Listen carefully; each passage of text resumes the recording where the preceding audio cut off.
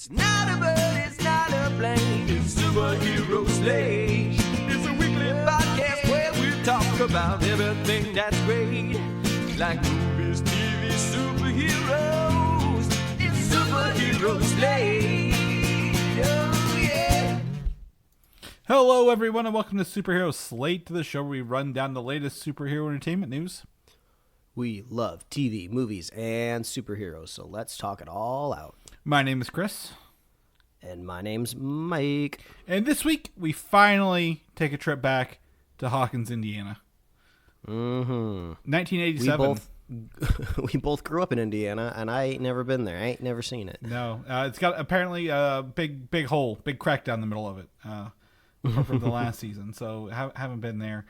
The Marvel intro could be a big Avengers plot point. We'll talk about that rumor later. James Cameron promises us an Alita sequel. If you remember watching Alita Battle Angel several years ago. I remember this. The only picture we can get of, oh my gosh, the guy's going to play Blade in his like little black glasses. Mahershala Ali. That's where they keep taking all the Blade, quote unquote, Blade photos from. It's him in that movie. So they at least get their money's worth out of that and more this week. Yeah, Chris, I have a new question I like to ask people after Thanksgiving because I feel like people's Thanksgiving menus kind of become tried and true. You know, you have like the greatest hits, the day players, you know, the solid contributions to the table. But like, did you try anything new at Thanksgiving dinner this year that like popped into your head that you want to like stick around? No, we have not. I'm pretty basic. So we actually use no risks taken. No, not at all. So Thanksgiving Day, it's my wife and myself, and that's it. And we usually do, like as we mentioned this before, an air fried turkey, like the 3-pound breast in an air fryer on a rotisserie. And she made mac and cheese this year that she was going to take to her family's on Saturday, but she made the first test at home, so we actually had more than we usually have, because she was testing a mac and cheese recipe for that. And then we just eat on that for like 3 or 4 days. So no, I kept it to the basics. And I guess maybe the big thing, the King's Hawaiian rolls. They have always good. Always a solid addition. You can buy the small packs of buttery and the small packs of sweet rolls. So we bought 2 packs of the smaller ones so we could have a mix and match. Would be about as wild as I got this year. Mike, how about yourself? I made a focaccia bread this year to kind of add a little bit of variation to the bread component at dinner. And it was great and universal because obviously there was leftovers. So I kind of turned slices of it the last 2 nights into pizza. Because focaccia bread, if you're unaware, folks out there, it's like very kind of close to what like a classic Pizza Hut pizza crust is like. Pizza Hut breadsticks, that focaccia bread, it's my weakness by far. But it's mostly their sugary sweet sauce, but continue. Exactly. So throw a little sauce and some cheese on there, pop it in the air fryer. You need a palate cleanser after Thanksgiving because I can't just do straight Thanksgiving leftovers for every meal until it's gone. I got to put in some contrast like tomato. Like there's no tomato ever at Thanksgiving. I was kind of looking out there at the spread on the table. I was like, yeah, we never invited tomatoes to Thanksgiving, did we? But I was... Is it because they're not seasonal? Is it because like you don't find a lot of tomatoes in the fall? Honestly, you're probably right. That's the right answer. Okay. But in the day and age that we live in now, we can get tomatoes whenever we want. True. But I had a shocking revelation this week thanks to the Thanksgiving Day parade. Because every year at Thanksgiving, when they do these parades, you know, you have like the obvious people that come to the parade, the celebrities that do performances. And I swear every Thanksgiving, there's some sort of like new like star. It's like every record label has a spot in the Thanksgiving Day parade where they throw some sort of new person that I've never heard of before, but we're supposed to like want to like. It's like their trial run for a new celebrity. And I saw everybody sharing online on Thanksgiving Day, this person called Mr. Fantastic. Was it? Actually, now I got to check. Mr. Fantastic. I think that was his name. It's the first time hearing of this. Oh, God, no. I saw the little John stuff at the parade. You know, Oh, I saw that too. I was like, okay, they're catering to both sides, maybe. Mr. Fantasy. Sorry, that's what it was. Mr. Fantasy. Oh. And I started seeing other stuff pop up in my feed thanks to all the algorithms. It's this dude with kind of like longer hair. He's extremely British. He's always wearing sunglasses. And then I started to see whisperings of like, oh, this is an alter ego. This isn't really a person. This is a celebrity. And I was like, who is this? What is going on here? And that's when I found out it's Riverdale's own Archie. It's KJ Apa, who we've talked about on the show before, because every once in a while he gets rumored to be like cast in some sort of superhero project. I swear, like every other month. But he is masquerading around. I don't think KJ Apa is British. I could be wrong.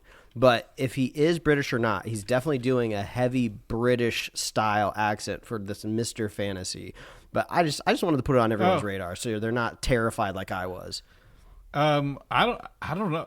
I mean, he's a TikToker known for his hilariously unhinged videos, over the top cheeky Britishness, and most importantly, his striking resemblance to actor KJ Apa. Is it really true? Is it him? I think it's confirmed, which is absolutely crazy. One thing it's an interesting thing to do with your free will, right? I can't imagine if this just a role of the lifetime for KJ Apa to just create his own character, or has something in him cracked and he's turned into this British alter ego. But just prepare, Mr. Fantasy. He's out there, and wild. He's got some teeth. Yeah. Interesting. Well, we'll have to keep an eye and see how this plays out over time, because I've never heard of this before. Be coming down your chimney. Yeah, never seen that. Well, you heard it now. You've heard it here. That's why people listen to superheroes. Well, I'm surprised you aren't talking about how on pop culture they had the K-pop Demon Hunters there, and they were able to seal the Han Moon by singing. Yeah, I didn't want to impose my my Demon Hunters fandom on everybody. Yeah, that's too late. You've already done that. I would take that over whatever this Mr. Fantasy thing is, if I'm going to be completely honest, because you at least can talk about K-pop Demon Hunters, which is getting a sequel in dozens of years. I don't have it in here, but it is related to our first topic. So I'll just bring up. Did you see the trailer for Goat yet? No, I haven't. The Steph Curry where he's like a goat and he can't play basketball. I've heard about. It's like the animated, and they say it's going to be like the Spider-Verse or something, but with goats. It's from the creators the animators and studios behind K-pop Demon Hunters and Spider-Verse stuff. So like it's got like the same studio talent behind it. But I was curious. Because I did watch it, and I was like, I'm not putting this in here. This is very irrelevant to what we're going to be talking about. Which was maybe even on this first topic, even bring up, because the first topic is Zootopia 2, which I'm sure you ran out to theaters to watch this week, Mike, because, I know you're a big fan of the first one. I was busy watching Stranger Things. Stay tuned. End of the episode. We'll be talking about it. That's right. So Zootopia 2, the only reason I put it in here, it is the first Hollywood movie to make over $100 million in a single day in China.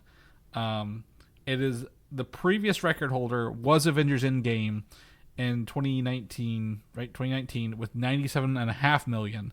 So, on these movies, again, that I have no affinity for, I'm really thoroughly surprised Zootopia 2 is the one that cracked the record this year for films. It's kind of crazy. It's one of those headlines that you could honestly explain it happening either direction, right? Because if you look at Zootopia 2, you just point to Inside Out 2. Mm-hmm. It's a sequel of a beloved, Disney/Pixar. I know these are technically different, but animated movie from Walt Disney Studios, and it crushed it, which is pretty surprising. I really liked the first Zootopia movie, so I just have not had any sort of strategic maneuvers to get to the theater to watch it. But I'm looking forward to watching it. I liked Jason Bateman's portrayal of Nick Wilde. Always fun. I love the world. It felt always very rich. It could be like a fun video game to me. I like it when they do like the sweeping shots of the different biomes and stuff. And I thought in the trailer it was clever that like, oh, snakes, this one type of creature doesn't belong, and then it makes you go, oh, was there actually no snakes in the first movie? Yeah. But also I could easily see the headline of like, oh, Zootopia 2 underperforms. Oh, is this is this franchise failing? Too many sequels at the box office, blah blah blah blah blah. It also had that series, crushed it, right? The animated series on Disney Plus as well. It had like that little like little mini sods or whatever you want to call them. And I'm actually surprised. It's 91% on Rotten Tomatoes from the critics and 95 from that. That's the biggest surprise to me, actually. For some reason, I just felt like it's just sequels just always have a tough time like living up to the original. Frozen 2 is stuck in the back of my head of just like, oh, they just can't make a good second outing over there at Walt Disney Animation Studios. But man, they did it.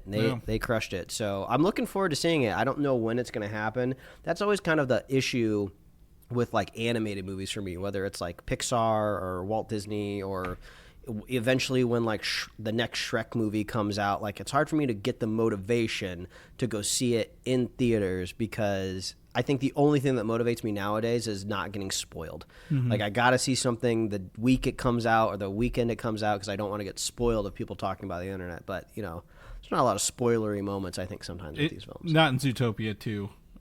Probably, but I mean, at the same time, this is one of the things. Like, this just makes me say that Neja 2, the other animated movie, which is like the #1 movie ever, right out of China. Mm-hmm. Like they are leaning into high quality animation films over there. Not across the pond; it's the other pond, the other direction, I guess. But so that's just interesting to me. Like all these people, like animation movies, they there's no market for them. They don't do well, but obviously they're the two biggest things the Eastern market right now. So this is interesting to me. Moving on, Alita Battle Angel. We'll talk about this a little bit. James Cameron has said he's made an unbreakable promise to get a sequel made. And I quote, Robert Rodriguez and I have a sworn blood oath to do at least one more Alita movie. In fact, we're thinking of an architecture that bridges to a third film, but we'll be satisfied if we can make one more, and we're making progress on that. So it sounds like possibly, we're into 2025, maybe by 2030 we'll have the sequel out for this. I really liked Alita Battle Angel. I think about it sometimes. Like it's like a full CG character. They had that science fiction. It feels kind of Gundam-y, but not Gundam-y. At the end of the day, put that on the movie poster. Quote Chris Dillard. I think about it sometimes. It's just one of those movies. Like I remember from like pre-production of this movie. I know it's based on an anime or maybe a manga of some kind.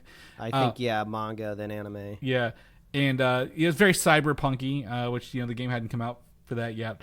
But like they redid the animation twice, because like they did it was like her eyes were too big the first time or something. Do you remember that when they redid the CG for the main character? This sounds familiar. Yeah.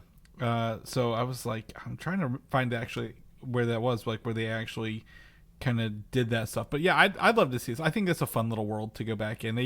It's notorious. One of the podcasts I listen to, they have every year in their podcast, their movie awards or show awards is the Game Is On award, where they're the end of the movie setting up a sequel that may probably never ever happen. And like this one, it was Edward Norton in the ship above the city that they're trying to get to, and he's just like watching everybody and like, we'll never get that. We'll never get to see Edward Norton as the villain of this movie. But I think James Cameron, he's got that Avatar money. Get ready for Fire and Ash coming out. You sent me an interview he did, right? That's where I think that's where I pulled this from. I'll use this as an opportunity. The podcast The Town did a 2-part interview with James Cameron that was fascinating, because Cameron's in his 70s now. He's basically kind of like the king of Hollywood. He can pretty much do and say whatever he wants with pretty much no like repercussions in a way. So the interview except not rapey. He's not a bad guy. He's just just giving his thoughts. He doesn't have to hold back on his thoughts. Sorry. Yeah, he's a money making machine. So they just leave him alone and let him do what he wants. But he was very honest and earnest on the episode, which I really appreciated. And he talked about like the future of filmmaking, what he is and isn't worried about. I thought his take on motion capture acting was really fascinating. I never thought about it before, and it'll probably be in the back of my head every time we talk about something similar on this show, where there's like this whole idea that's always been repeated that it's hard for actors to act to nothing, right? You know, you put them like on a green screen in the middle of a room or whatever, and they just have to like make believe like what's in front of them.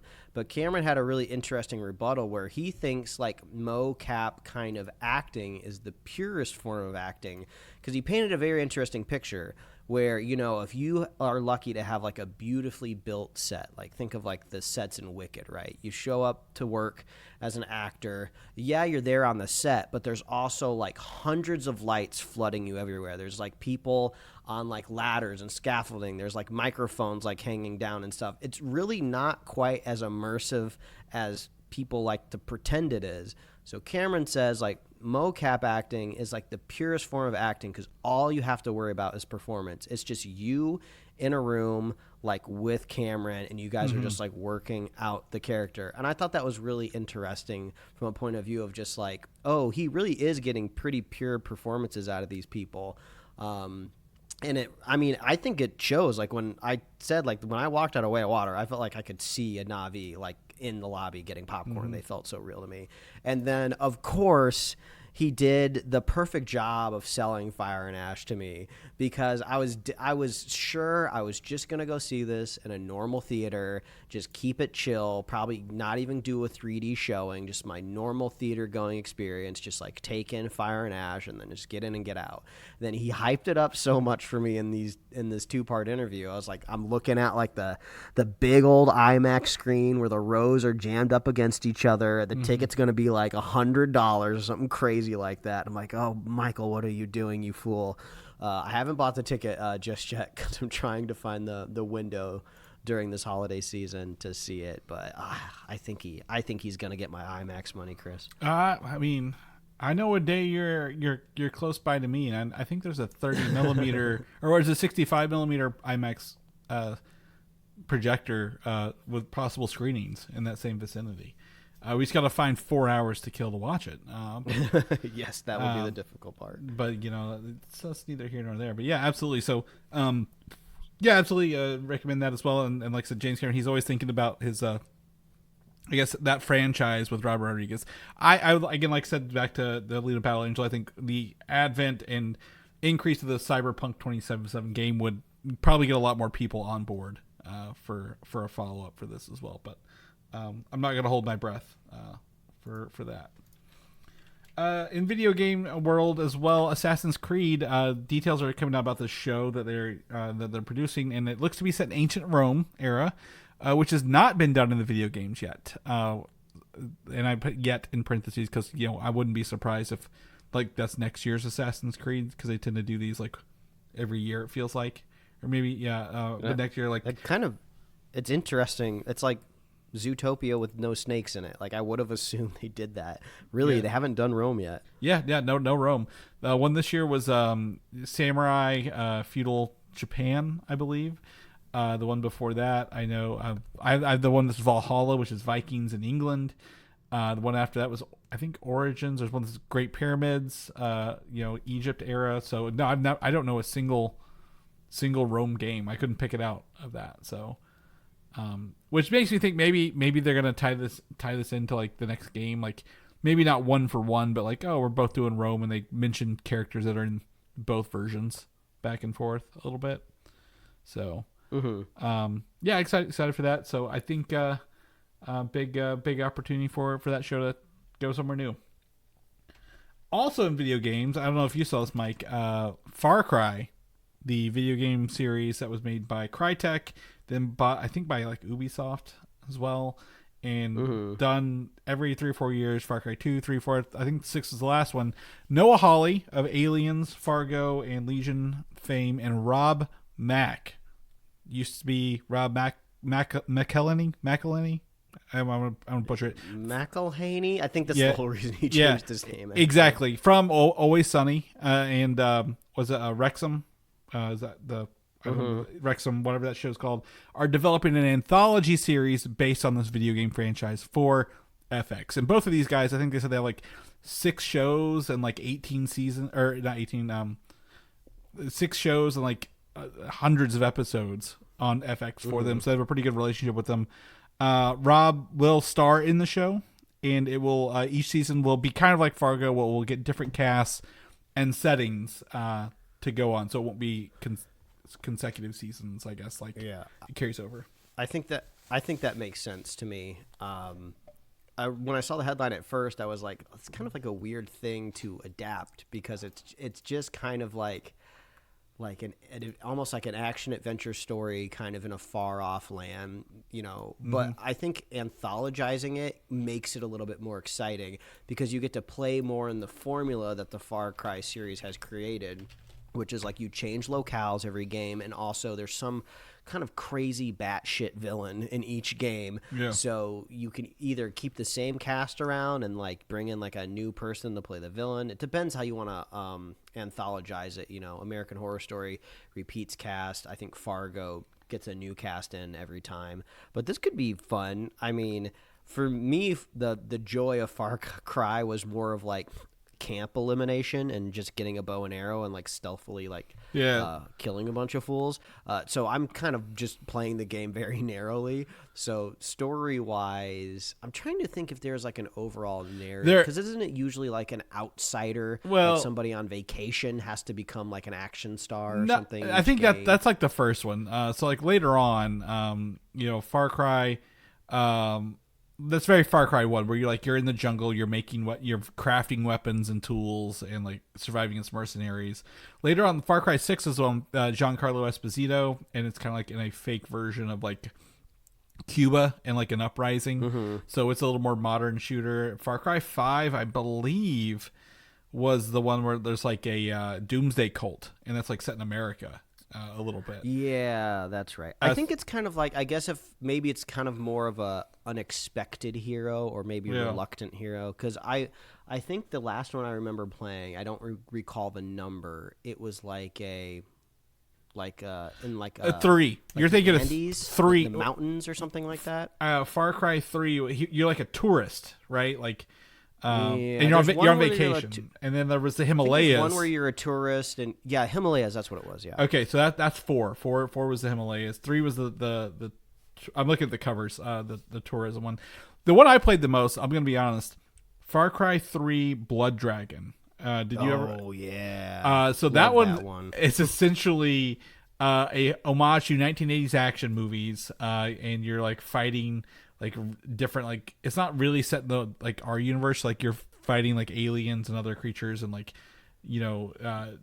doing all sorts of really crazy things in this. And it also had a animated season on Netflix that was set in this universe as well. Maybe Blood Dragon can be a stretch goal for them. Like if the show's successful enough, they can do like a vanity season that's just Blood Dragon. Oh, absolutely. Yeah. I mean, but like you said, looking at these, I'm like 1, 2 didn't come over from 1, 3 didn't come over. Like they're all individual. So I see the anthology in the game, so they could absolutely pull from. So I'm excited for this. Is fun. I mean, like I said, we left. We know that Alien Earth is getting another season from Holly.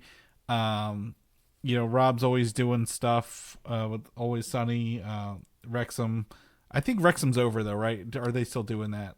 Even though I don't know. I know his show Mythic Quest is over. Yeah, that was an Apple one. Yeah, he's got a hole to fill there. Yeah, so he's got some time. So yeah, absolutely. So this is exciting. Hopefully we get some more news on it and maybe see it 2027 on Hulu/FX. Lanterns, the TV show, upcoming show from the DC universe.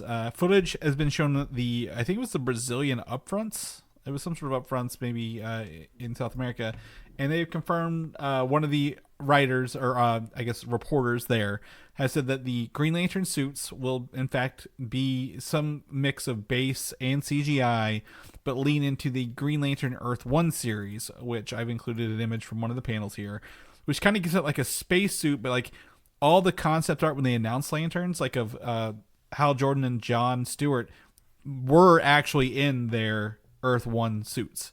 So it sounds like they had this idea kind of when they were leaning into it. It's not the Ryan Reynolds one. You can tell here Hal Jordan, he's a little older, got his beard. He's not wearing a mask, but like also he's out in space, so I'm not sure he really needs a mask when policing the galaxy as a Green Lantern. I'm like I said, I've always say I'm always excited for the show. I would love to see a trailer.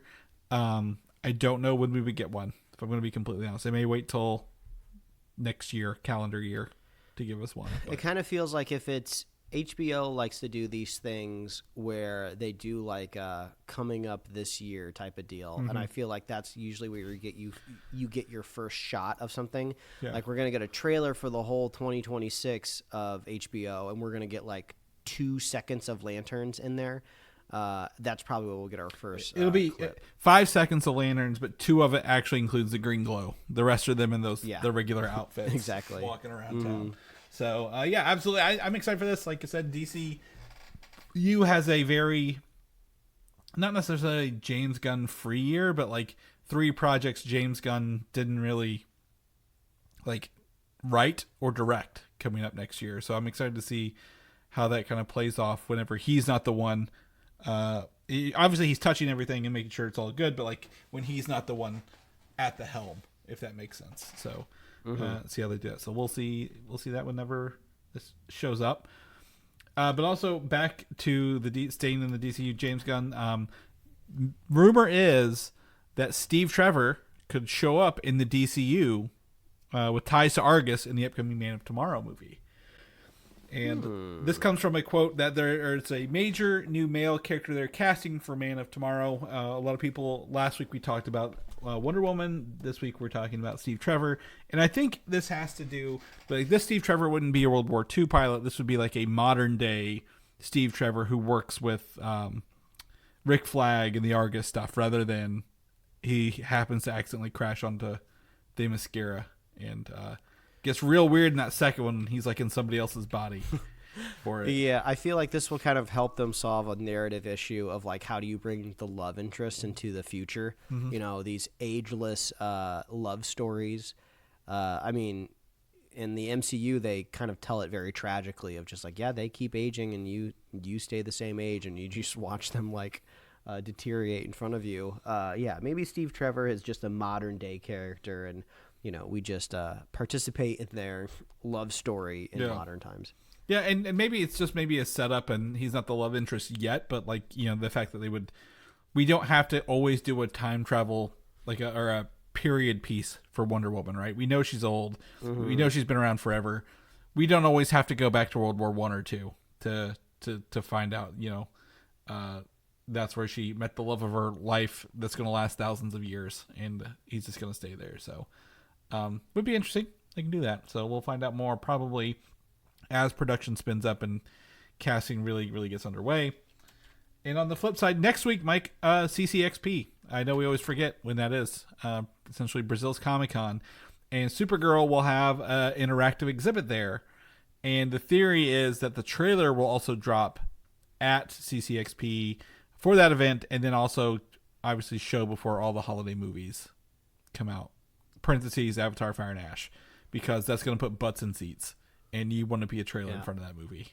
If I was a Batman, I'll return from visiting family over the holidays, and we'll see if any of this Superman James Gunn universe stuff passes the mom test. I'll see if any of it's on her radar whatsoever. Well, it would be. I would say it'd be hard to. I mean, I say if the trailer next week, if the trailer comes out, I say do the mom test. If not, I would say probably not on our radar because this is all just news reports from us along the way. So yeah, that's a good thing. I kind of like this is not the only interactive exhibit we're going to talk about, but like I would love to know, like we've been to San Diego Comic-Con. They had some interactive booths there, but like I would love to know what they're taking down to Brazil because like this sounds awesome. Like getting to like handle like all these interactive things along the way. And like really just have like, oh, it's not a Hall H where we're all just gonna sit up here and tell you things and show you things. It's like, no, you actually get to go live through like probably like proper sets or like, you know, full on experiences from the movie with this. And we know most like there's a bar scene. Maybe it's a bar kind of deal. So Supergirl, obviously, move along. We'll see some of that hopefully next week. I kind of mix these up, but CCXP is next week in Brazil. We will probably be coming back next week with a lot of just reports out of that, and keep you guys posted. Which brings me to our next bit, which is Spider Noir, the Nicolas Cage-led Spider-Man spinoff, I guess, of Into the Spider-Verse, but not really. For Amazon, there's no panel announced for CCXP, but they have an interactive display. And here's the description. Prepare to cross the boundaries of time and dive into the world of Spider Noir. Here you'll be transported to 1930s New York, a place where justice wears a trench coat and truth hide in the shadows. This one does say, in the full description, they'll take your photo and you'll be part of like the noir scene, like when you come in, and a special 3 Amazon Prime members and 3 of their friends get selected to go to like a special speakeasy that they're gonna have there for this as well. So, really cool. I forgot Spider Noir was even in the works, Mike, if I'm going to be completely honest with you. I know, this is like one of those weird projects where the more we learn, the more we're excited about it. It was the inverse. If you go the opposite direction, I'm kind of curious, just like where it goes. I want to know how much of Nicolas Cage's character matches up to the Spider-Verse noir, because I feel like they could almost have their cake and eat it too, right? Where it's like they don't have to like specifically reference any events in the Spider-Verse, but Nicolas Cage could do a very similar performance, and maybe they have like a little bit of humor injected into the show, and then for all intents and purposes, it's the same character that was in Spider-Verse. It's a Rubik's Cube on his desk in the back that we see is the only reference we have to that. Now, I don't know. I mean, I said it looked like we've seen a couple, like, I guess not really a trailer, but like, I guess a teaser, and it looked good. It's got the black and white, the noir look. We've seen them filming. I have, like you said, it's kind of like, this is a giving me Andor vibes, if you will. Like, no one asked for this. No one really wanted it, but like, the fact they're going through this and it looks good and has the potential to be good, I'm down for. So maybe we'll know more next weekend. I'm going to guess this might be the first like post Fallout show. Like when Fallout gets done next year, they might be like, okay, we're going to be teasing, like as you're watching Fallout, we're going to be giving you Spider Noir trailers in front of it for the ad folks. Yeah, well, depending on how it lines up, it could go Fallout, Spider Noir, and then transition to The Boys. Mm-hmm. And they also have Lord of the Rings, the next season for that as well, in there. And was it Invincible? I think was February as well. So, oh yeah, Amazon's got a lot of good stuff coming up. That's surprising. I always forget they're a player, but. Oh, well. Anyway, Spider Noir will hopefully have some more maybe images, information coming out of this event next weekend.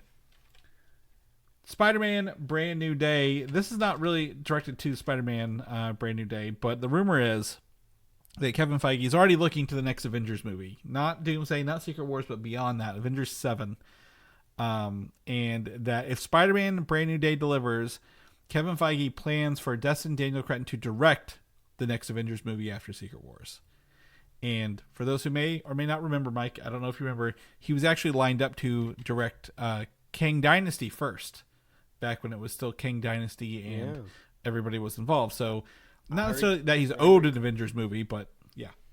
I feel like because he correct me, he was the director of Shang-Chi, right? Yes, he started off with Shang-Chi. He's the producer / director of maybe a few things for the upcoming Wonder Man. And then he was on Kang Dynasty forever until that whole thing blew up. And then he was selected for the Spider-Man Brand New Day, which is filming. Yeah, it's like one of the bigger letdowns of these last 2 phases of the MCU is like I felt like they really landed on something with Shang-Chi, whether it was the cast or the creative team, and that they just never got their second outing. I mean, I think we never expected it to be like canned. It's been postponed and postponed is postponed. And it's not like a Blade thing, right? Blade thing is just, it hasn't come together yet. They haven't figured out how they want to execute it. But I think everyone kind of knew, like, oh yeah, we can easily see Shang-Chi, get back out there. We saw it in the Marvel Zombies season standalone, whatever show that came out in Marvel Zombies, August, I think, just before October. Yeah, it's September. And it was September, yeah. And it was great to see him again. So, I would say he is owed his second chance, and I'm looking forward to seeing it. Yeah. But if it's not for freaking another Avengers, it's going to take forever before we get to that. Well, I think post Secret Wars. I don't think they're going to wait. I don't think it's going to be another 10-year wait between movies. I think they're going to try to set it back up like they originally did. Because it's been, we've talked about this till we're blue in the face, Mike. Like, without something to look forward to, without little sections, like bite-sized chunks of Marvel stuff, and you're like trying to build something up, like nobody knows where the phases in to begin anymore. I mean, they may not even use that internally, but like everyone knew when an Avengers movie was coming and what it was building towards. So hopefully they get that and kind of go back to that. And honestly, I want him to do that. But like, if he's doing Avengers 7, he's probably not doing Shang-Chi 2. That'll probably go to somebody else. So he might be like a producer credit on it and kind of like guide that. But like, I agree with you that should be, we knew about the title Wreckage of Time. Remember, like that's been essentially confirmed. That was the title forever. But I think that was also built with the idea of Kang, in there. So yeah, I agree. I think have we seen anything else he's done as a director? I'm looking him up right now because I don't know what he had done before that. Just Mercy, The Glass Castle, Short Term 12. Nope. Nothing for me on my end. But yeah, so I don't know.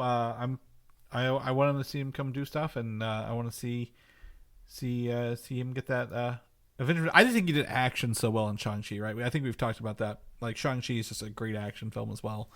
So love to see that. In the rumor world, this is a big statement. But one of the more, I guess, popular scoopers, if you will, has stated that for 17 years, we've been staring at a plot device. I'm sure they didn't mean to until recently, but man, that's kind of genius. Very vague statement. Includes a clip of all of the Marvel intro videos, the MCU intros, right? The page just spinning, the scenes flipping for Avengers Doomsday. And a lot of people are leaning into this as saying that the intro portion is what's going to be big coming up in Avengers Doomsday, maybe Secret Wars. Like, I don't know how these intros play into this. But we've always paid attention to all the different intros, right, for the movies. So any thoughts there, how they could use the intro as a plot point? I mean, they've kind of already broken the formula of the opening title card in the last couple movies. I think Brave New World did something unique, if I recall correctly. Someone else did it too. But plot point, I don't know how they do that. Like, it's a branding identity. It's like a logo. I can't imagine like Doctor Doom has like a binder with a printout of each one. If it's a Loki thing, maybe like, each. I don't know how they're gonna do it, but like everything, it's always different. It's never the same one between them, right? Individual characters get like highlights on them, but like, is it like, how do they do this? If it is something, what kind of plot point is it? I would take it more as like, just be on the lookout. They'll probably do something a little bit special this time around with it, rather than just like the normal kind of formulaic drop-in clips. It says specifically plot device, so I'm gonna say it's probably not just a change in the intro.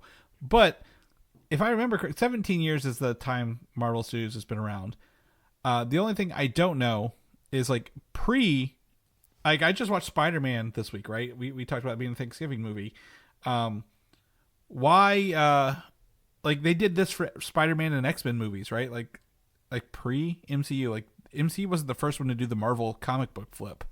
So I don't know if it's the intro simply because the time frame doesn't line up with that, because the MCU has been maybe doing something different.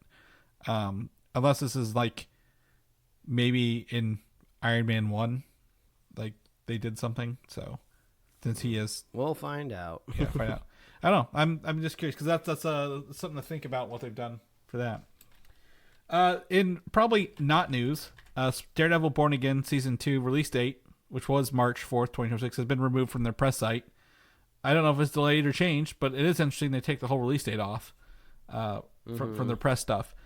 If anything, I would guess maybe a delay, but I don't know what they're delaying for, other than John Bernthal's solo project that we've not heard anything about since it wrapped filming. Unless it needs to align better with like the Spider-Man or Punisher thing. Yeah, maybe that's what it is. Yeah. Other than that, I don't know if there's like. I guess when they said, I think I know Wonder Man is dropping end of January. This dropped in March. We don't have any Marvel movies except for July for Spider-Man and then December for Avengers. This could go literally release any day, Mike, and I don't think it's going to affect too much at the end of the day, right? Like it might just be like there might be another Disney project they're putting up on there and they're changing stuff around, but I don't think this is a huge red flag. It's just maybe they took the date down and it'll say the 4th, or maybe it'll get pushed a week or two. So we don't know. All right, I kind of run through most of the stuff because I want to leave a little bit of time here to talk about Stranger Things season 5 part 1 of a 3-part release released on Netflix on Wednesday night. I did want to say it was one of the biggest releases ever for Netflix. It crashed the service twice in one night, and they had at least, I think they said, a 30% bandwidth increase the first time, and then it still crashed again. That just goes to tell you how much of a cultural phenomenon the show's become over the past 10 years for everything. And I am historically on the record as, I would say, waffling on if I like the show or not. It's a very well done show. I'm just not in love with it. And I will say what I've enjoyed most about season 5, this is not spoilers, is that in the earlier seasons, it felt like they were trying to beat us in the head with that retro 80s vibe. That, like, hey, this is the 80s. Here's the music. Here's all these references. And in season 5, they're like, fuck it. Like, here's the show. Here's everything we've been building towards. We don't care if, we're not trying to say this is the 80s. We're not setting the atmosphere as much, even though it's still set in 87. I really appreciate that they've got to the point where it's just the show and just the plot points. And that's really good for me going into this. Yeah, it is kind of an interesting, I guess we should say, do we want to mark this as spoilers or not? Well, it's hard to say because it's the first 4 of 8 episodes. Let me just get through the facts. Let's just get through. So it's 4 episodes. Only, I think, an hour and a half is like the longest one, maybe. Like, these aren't the long ones yet. And the next series, the next batch of 3 drops on Christmas Eve.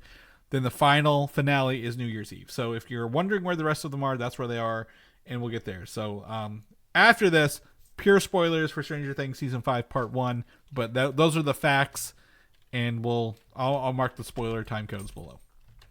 Yeah, you're very right though. This does kind of feel like they're to the point where everything can kind of come together. They've been taking these 4 seasons that feel more like 6 seasons to me since they've been released in parts.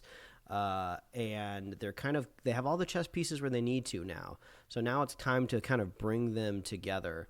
And I think they'll stick the landing because I kind of get the idea from the Duffer Brothers that they know how they want this to end and have known for a while, which is great. But I feel like these first couple episodes, they feel slightly rough to me because there's a lot of explanation going on. I feel like they're adding a lot of new rules or lore to the Upside Down to kind of get us all in the right spot where we need to be. But overall, I am having fun though. It's nice to see all the characters again. Fun to be back in Hawkins. I like seeing the production value on the screen. I saw some people dogging a couple shots on social media, but the Demogorgons look absolutely gorgeous. I've never seen them more wet. This is the wettest Demogorgon you're ever going to see in your life. They're also moving faster, and it seems more fluid, than the other ones kind of did. They kept them in the dark. I love when they rip the portals open. It looks like a nice gooey mac and cheese. Great. coming through that. The upside downs, those effects, like these are real sets. You can tell they're awesome. I wouldn't say waffle, but like I know I'm one of the few fans of season 2, the episodes with the younger kids, like where 11 goes and finds the other girl who has powers, because to me that's like the X-Men. That's my X-Men episode, right? The kids with powers mess around in the streets. Love it. Love that part. But for these 4, I'm really enjoying it because, number one, I think I agree that there are some explaining the rules, but what I like about the show is it just gets in and goes. Like it's been a year and a half in Hawkins. They're like, the military came in, they covered the cracks, we're under quarantine, but also we're doing these things where we go into the upside down and search for Vecna, and we've been doing that for a long time. And I'm like, it's not like they had to tell us how they did it, they just did it, right? They were like, we're doing was it called a crawl, I believe? I'm like, they just went into it and just did it. Like, this is like, hey, do you remember last season when we did this? Like, none of that's in here because they assume everyone's watched it, or at least a recap. And I really appreciate them just getting in and going in these 4 episodes. And it doesn't feel to me that there's any wasted space either. Like, I know these are longer episodes, but like none of it feels like downtime. Like, it feels relevant and poignant, and even like the highest rated episode of the entire show is episode 4 of season 5, and that was a really good delivery as well. Like, that's a good cliffhanger to leave us on. But I am interested in the lack of the titular villain, or not titular, but like the villain Vecna. He's there, he's brought up a lot, but we only see him in episode 4. So I'm like, I know that's the big bad. He's like doing something we'll find out about, but like, what is it? Where is he? Where's he at this whole time? Yeah, it was nice that they didn't leave anything waiting until Christmas, which is going to drive me crazy. Like, we got to see that her quote unquote, superpowered sister was behind that door. Yeah. We got to see Will's powers. We got to what else were we waiting on? There was like another thing. Well, I'll tell you. I mean, they took the kids. I thought they weren't going to take the kids. The Demogorgons got the kids. The military. Linda Hamilton, the Terminator, Sarah Connor herself was in this as a throwback.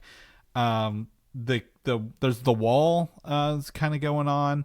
Knowing what the wall was and seeing Max. It was just nice that all the loose ends and stuff, they're just like, no, let's just bring it all out. It was a good, I guess, like stopping point of just like, okay, these 4 episodes right here. It makes me wonder if maybe the Duffer Brothers kind of knew how Netflix was going to chop it up, so they kind of played to that a little bit, because now I feel like I'm energized and ready to go into the next set of episodes, not just like, come on, what was behind the door? This is really annoying. My even with everything we know, my social feed, even though I don't interact with Stranger Things, it's all Stranger Things theories going forward.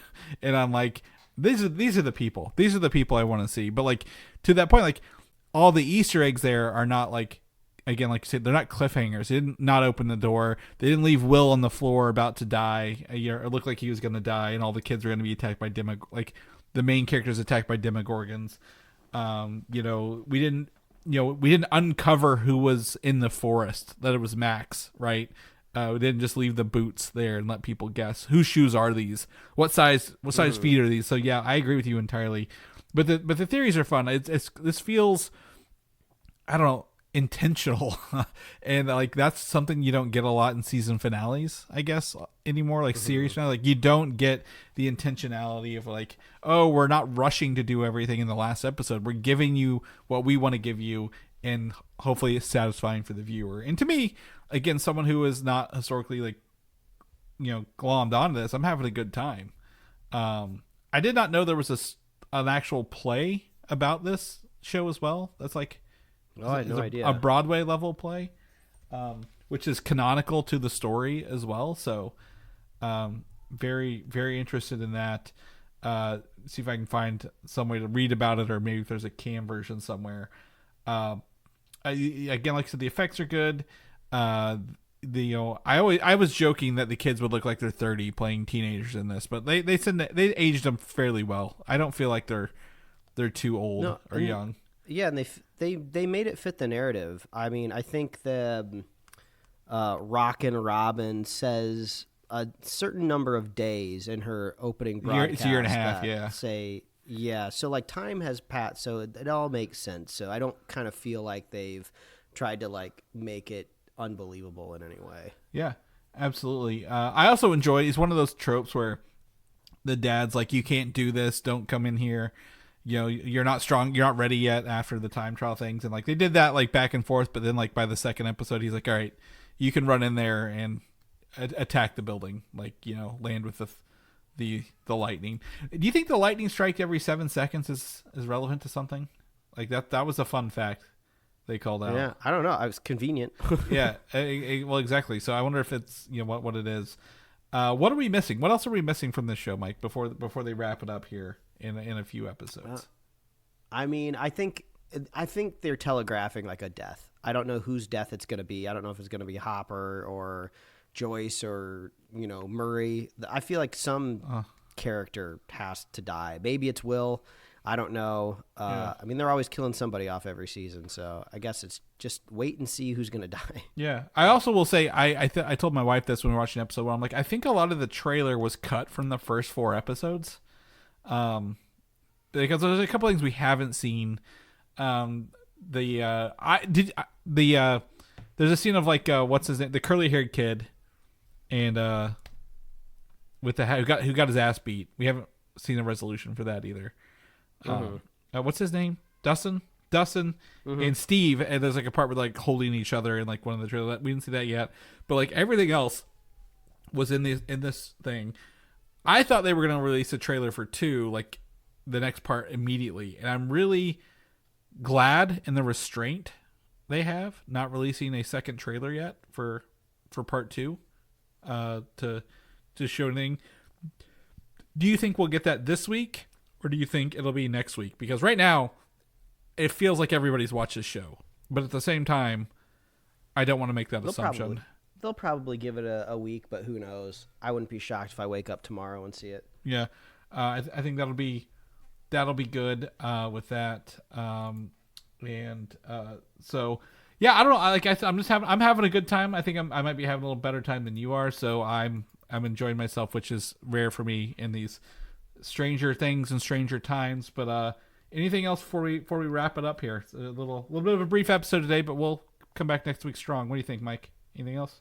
Yeah, I'm excited. All I'm saying is I'm just glad I'm excited for more episodes. I was nervous because it was so long in between. I wasn't sure if I would still like the show, but I think I still like it. Just getting warmed up, I guess. Yeah, I'm excited to see what the next 3 bring and where they end this for that finale. There'll probably be a cliffhanger since it's only a week apart, but that's fine. All right, Mike, if people know what you're up to, what you're doing, where can they find you at? Yeah, you could find me at Life Rewards Risk and pickledcomics.com. Chris, if people want to find you, where can they find you? Yeah, find me on Instagram, Valdan87, VALDAN, or video games of the same name. If people want to know about the show, where they come get all these show notes, links, anything else we do every week, where can they get all them goodies? Yeah, well, I'll keep it simple. Just say visit superheroslate.com, and all you got to do is share the show with a friend, share the show with a buddy, and we'll be here every week, folks. That's right. We'll see you guys next week. Bye.